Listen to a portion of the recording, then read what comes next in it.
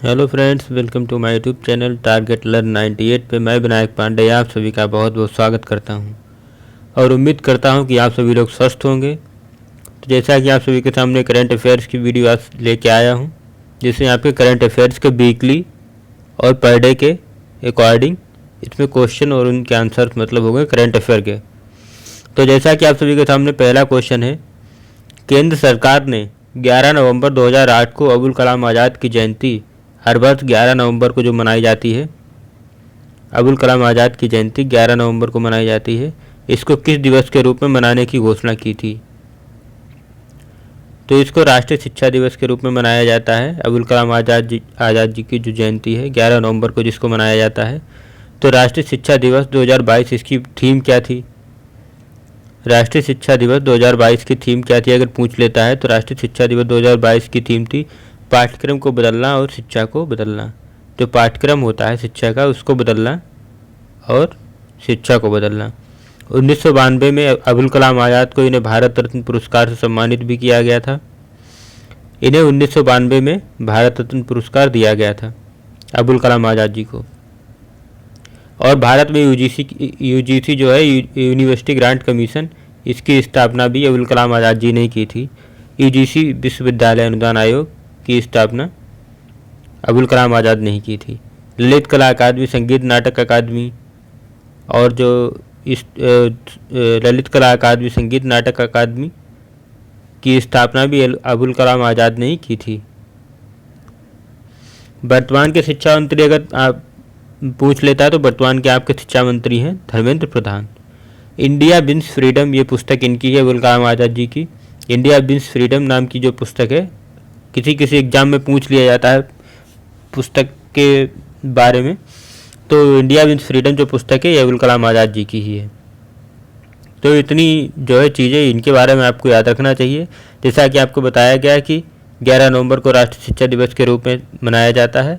राष्ट्रीय शिक्षा दिवस 2022 की अगर थीम पूछ लेता है तो आपको पता होना चाहिए पाठ्यक्रम को बदलना और शिक्षा को बदलना। 1992 में इन्हें भारत रत्न पुरस्कार से सम्मानित किया गया था अबुल कलाम आज़ाद को। भारत में यूजीसी की स्थापना जो है, यूजीसी विश्वविद्यालय की स्थापना, यूनिवर्सिटी ग्रांट कमीशन जिसकी फुल फॉर्म होती है यूजीसी की, इसको हिंदी में कहते हैं विश्वविद्यालय अनुदान आयोग। विश्वविद्यालय अनुदान आयोग इसको हिंदी में कहते हैं। इसकी स्थापना भी अबुल कलाम आज़ाद ने की थी। ललित कला अकादमी, संगीत नाटक अकादमी की स्थापना भी इन्हीं ने की थी। अगर वर्तमान में पूछ लेता है कि भारत के शिक्षा मंत्री कौन है, तो इस टाइम आपके प्रेजेंट टाइम में शिक्षा मंत्री हैं Dharmendra Pradhan. India wins freedom नामक पुस्तक अबुल कलाम आज़ाद जी की ही थी। चलिए नेक्स्ट पे आते हैं। नेक्स्ट है आपका 13 से 27 नवंबर 2023 तक चलने वाली आईबा यूथ पुरुष एवं महिला वर्ल्ड बॉक्सिंग चैंपियनशिप का आयोजन किस देश में किया गया है? तो इसका आपका हो जाएगा स्पेन में किया गया है। पुरुष एवं महिला वर्ल्ड बॉक्सिंग चैंपियनशिप का आयोजन ये आपका स्पेन में किया गया है। अगर स्पेन की राजधानी पूछ नहीं लेता तो आप लोगों को पता भी होना चाहिए। किसी एग्जाम में पूछ भी लेता है तो स्पेन की राजधानी है मैड्रिड, और स्पेन की मुद्रा अगर पूछता है तो मुद्रा है आपकी यूरो। और इसके जो नए प्रधानमंत्री अभी बनाए गए हैं हाल ही में, तो उनका नाम है पेड्रो सांचेज स्पेन के नए प्रधानमंत्री बनाए गए हैं। चलिए नेक्स्ट पे आते हैं। विश्व प्रतिरक्षण दिवस प्रतिवर्ष मतलब हर वर्ष कब मनाया जाता है? तो ये आपका मनाया जाता है 10 नवंबर को। 10 नवंबर को विश्व प्रतिरक्षण दिवस के रूप में मनाया जाता है। चलिए नेक्स्ट पे आते हैं। वह राज्य जो 2023-24 में खेलो इंडिया नेशनल यूनिवर्सिटी गेम्स की मेजबानी करेगा। मतलब वो कौन सा राज्य है जो खेलो इंडिया नेशनल यूनिवर्सिटी गेम्स की मेजबानी करेगा भारत का? तो आपका हो जाएगा उत्तर प्रदेश। उत्तर प्रदेश जो है खेलो इंडिया नेशनल यूनिवर्सिटी गेम्स 2023-24 की मेजबानी करेगा। चलिए नेक्स्ट पे आते हैं। गेम्स उत्तर प्रदेश के लखनऊ, मतलब इतने प्लेस पे जो खेलो इंडिया गेम्स हैं 2023-24 के इतने प्लेस पे होंगे, जैसे आपका लखनऊ, गोरखपुर, वाराणसी और नोएडा के मतलब कुछ शहरों में या खास नोएडा में ही ये आपके जो है 4 प्लेस है, इन पे होगा खेलो इंडिया गेम्स का शुभारंभ। मतलब इतनी जगह ये होगा। G20 समूह की अध्यक्षता 1 साल के लिए कौन सा देश करेगा? तो ये आपका करेगा भारत। G20 समूह की अध्यक्षता 1 साल के लिए जो 2023 में होगी वो भारत में होगी G20 की अध्यक्षता।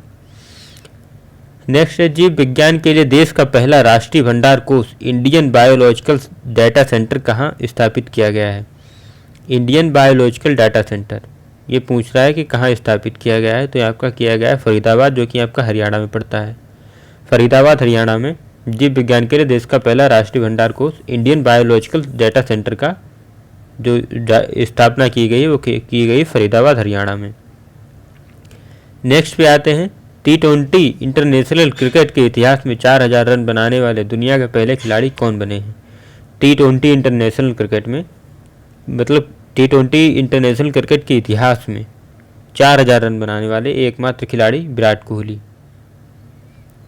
कोहली बने T20 इंटरनेशनल क्रिकेट के इतिहास में 4000 रन बनाने वाले दुनिया के पहले बल्लेबाज, मतलब पहले खिलाड़ी हैं जो वर्ल्ड के 4000 रन बनाने वाले T20 क्रिकेट में, उनका नाम है विराट कोहली। नेक्स्ट है, 11 नवंबर 2022 को प्रधानमंत्री गति शक्ति मल्टी मॉडल जलमार्ग शिखर सम्मेलन 2022 का आयोजन कहाँ हुआ। ये आपका हुआ वाराणसी में। 11 नवंबर 2022 को प्रधानमंत्री गति शक्ति मल्टी मॉडल जलमार्ग शिखर सम्मेलन 2022 का आयोजन ये आपका वाराणसी में हुआ है। चलिए नेक्स्ट पे आते हैं। नेक्स्ट है, कृषि मंत्री नरेंद्र सिंह तोमर की अध्यक्षता में दूसरी बिम्स्टेक कृषि मंत्रियों की बैठक कहाँ आयोजित हुई। तो ये आपकी हुई है नई दिल्ली में। कृषि मंत्री नरेंद्र सिंह तोमर की अध्यक्षता में दूसरी बिम्स्टेक कृषि मंत्रियों की बैठक, ये अगर पूछ लेता है तो ये आपकी हुई है नई दिल्ली में। चलिए नेक्स्ट पे आते हैं। इसके बारे में बिम्स्टेक के बारे में आपको इतना पता भी होना चाहिए, बिम्स्टेक की स्थापना हुई थी 6 जून 1997 को। बिम्स्टेक की स्थापना 6 जून 1997 को हुई थी और इसका मुख्यालय ढाका, क्योंकि बांग्लादेश की राजधानी है ढाका, तो उसमें इसका मुख्यालय बिम्स्टेक का। और बिम्स्टेक के महासचिव हैं तेंजिन लेकफेल। बिम्स्टेक के जो महासचिव हैं वो है तेंजिन लेकफेल। अब बिम्स्टेक के आपको सदस्यों के बारे में भी पता होना चाहिए, कितने सदस्य देश उसमें शामिल हैं। तो इसमें 7 सदस्य देश शामिल हैं। कौन कौन से? भारत, भूटान, बांग्लादेश, नेपाल, म्यांमार, श्रीलंका और थाईलैंड। इतने 7 देश इसमें शामिल हैं। भारत, भूटान, बांग्लादेश, नेपाल, म्यांमार, श्रीलंका और थाईलैंड। भारत, भूटान, बांग्लादेश, म्यांमार, नेपाल, श्रीलंका और थाईलैंड 7 देश इसमें शामिल है। इसकी स्थापना 6 जून 1997 को हुई थी। इसका मुख्यालय ढाका बांग्लादेश में है। इसके महासचिव हैं तेंजिन लेकफेल। चलिए नेक्स्ट पे आते हैं। नेक्स्ट है 18वां अंतर्राष्ट्रीय टेलीमेडिसिन सम्मेलन 2022 कहाँ आयोजित हुआ। तो ये आपका हुआ कोच्चि, जो कि केरल में पड़ता है, कोच्चि में हुआ। 18वां अंतर्राष्ट्रीय टेलीमेडिसिन सम्मेलन 2022 ये आपका कोच्चि केरल में आयोजित हुआ। नेक्स्ट है पूर्वोत्तर भारत का पहला मछली संग्रहालय कहाँ स्थापित किया जाएगा। पूछ रहा है कि पूर्वोत्तर भारत का पहला मछली संग्रहालय कहाँ स्थापित किया जाएगा। ये आपका किया जाएगा अरुणाचल प्रदेश में। पूर्वोत्तर भारत का पहला मछली संग्रहालय ये आपका अरुणाचल प्रदेश में स्थापित किया जाएगा। चलिए नेक्स्ट पे आते हैं। महिला विश्व मुक्केबाजी IBA चैंपियनशिप 2023 का आयोजन कहाँ होगा। तो ये आपका होगा नई दिल्ली में। महिला मुक्केबाजी IBA चैंपियनशिप 2023 का आयोजन ये आपका होगा नई दिल्ली में। नई दिल्ली में इसका आयोजन किया जाएगा। IBA की अगर स्थापना पूछ लेता है तो ये हुई थी नवंबर 1946 को और इसका मुख्यालय ल्यूसाने स्विट्जरलैंड में पड़ता है। ल्यूसाने, तो वहाँ इसका मुख्यालय है विश्व महिला मुक्केबाजी IBA का।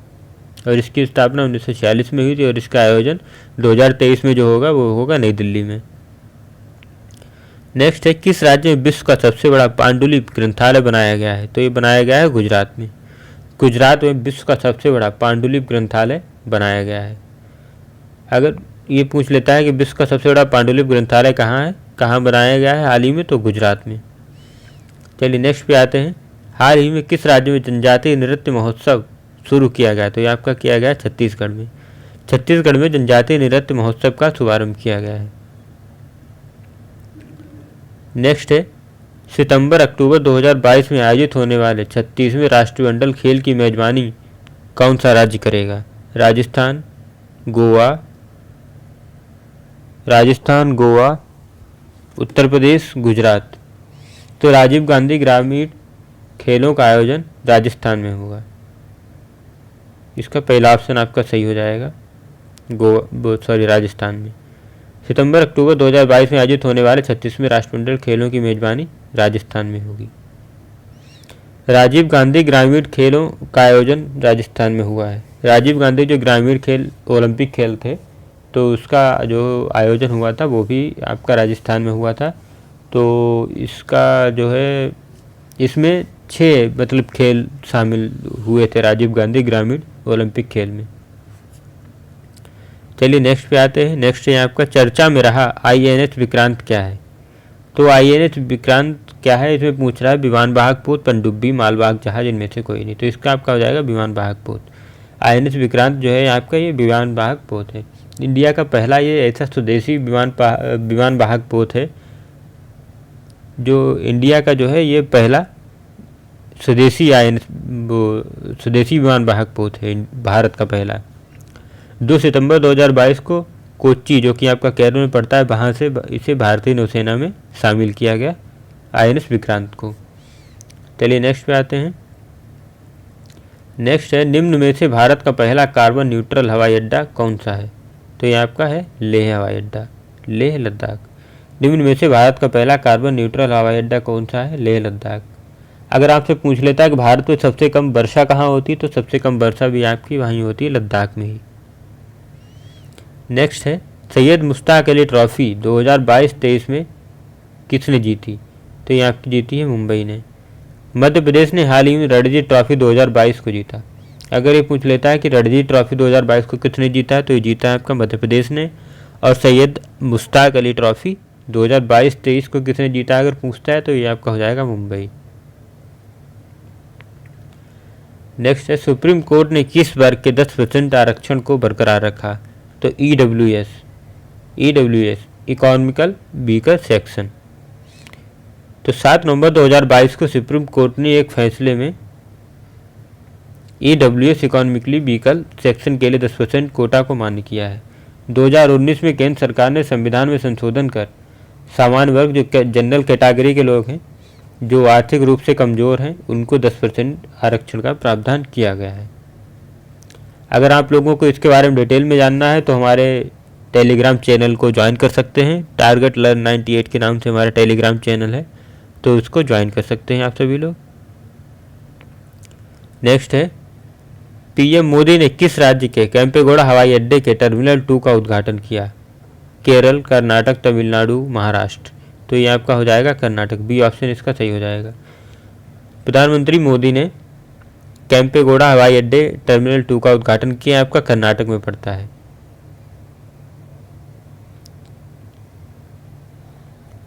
अगर आप सभी को इसकी पूरी PDF चाहिए तो हमारे चैनल को आप लोग ज्वाइन कर सकते हैं। टारगेट लर्न 98 के नाम से चैनल होगा। टारगेट लर्न 98 के नाम से हमारा चैनल है, तो आप लोग यूट्यूब पे टेलीग्राम पे उसको ज्वाइन कर सकते हैं। चलिए दोस्तों, आज के लिए इतना ही। मिलते हैं नेक्स्ट वीडियो में। तब तक के लिए आप सभी अपना ख्याल रखिए और पढ़ते रहिए। और हमारे जो भी आप लोग हमारी वीडियो देख रहे हैं, हमारे चैनल को सब्सक्राइब करें और लाइक करें और कमेंट भी बताएं आपको हमारा वीडियो कैसा लगता है, और अपने दोस्तों में शेयर ज़रूर करें। ज़्यादा से ज़्यादा शेयर करिए हमारी वीडियो को, ताकि और भी लोगों तक पहुँचे तो और भी लोग जानें। थैंक यू सो मच दोस्तों, आज के लिए इतना ही। जय हिंद।